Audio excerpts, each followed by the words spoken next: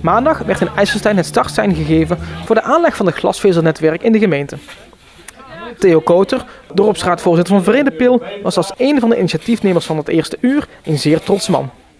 Zijn droom van snel internet in zijn dorp Vredepil komt steeds dichterbij. Ja, helemaal. Een droom waar je eigenlijk al bijna 10 jaar aan het werken bent. En als dat dan gerealiseerd wordt, dan is dat prachtig. Nou, dat is rond 2005 zijn we er eigenlijk mee begonnen. Vredepil bestond toen 50 jaar en daarna kwamen we al snel achter van dat het internetgebeuren steeds trager werd. En we hebben toen gekeken naar alle mogelijkheden die er waren om naar een snelle verbinding te krijgen. In eerste instantie was er sprake om in Vredepil te starten met de aanleg. IJsselstein bleek uiteindelijk praktischer.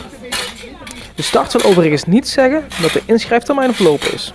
We starten nu in IJsselstein. Hier hebben we de klantenwerving erop zitten. Mensen kunnen zich nog wel steeds aanmelden. Het is niet zo dat mensen in IJsselstein nu geen klant meer kunnen worden. Dat kan altijd. Maar men gaat nu hier starten met de aanleg. En vanuit hier gaan we verder naar Merselo-Vredepil. En in Merselo-Vredepil zijn we nu bezig om de mensen nog te informeren, de laatste vragen te beantwoorden.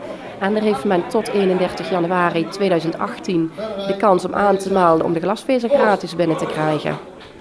Kouter is blij met het behaalde resultaat in zijn Vredepil. Ja, Vredepil is overweldigend wat dat betreft.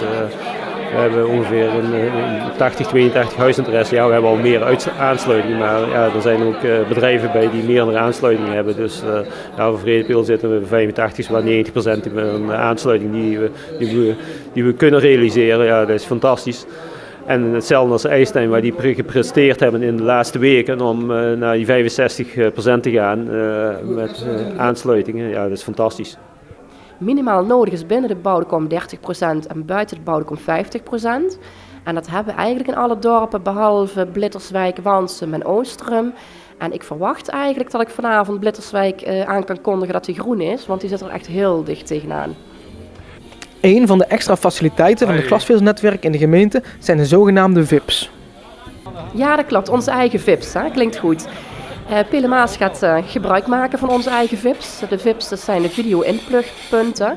En die krijgen we in elk dorp, elke wijk. Krijgen wij die ongeveer 3. En die inplugpunten die zijn heel erg belangrijk binnen ons glasweb om dadelijk de tv-uitzendingen, de actualiteiten over te kunnen brengen. We staan hier nu in IJsselstein, als je straks op het Lovinkplein een activiteit is, dan kunnen we hier bij de kiosk inpluggen op het dorpsplein, dorpspodium. En dan kan Pelemaas TV hier gewoon uitzenden wat hier gebeurt op dat moment. Het project in Venray wordt in 2 fases gerealiseerd.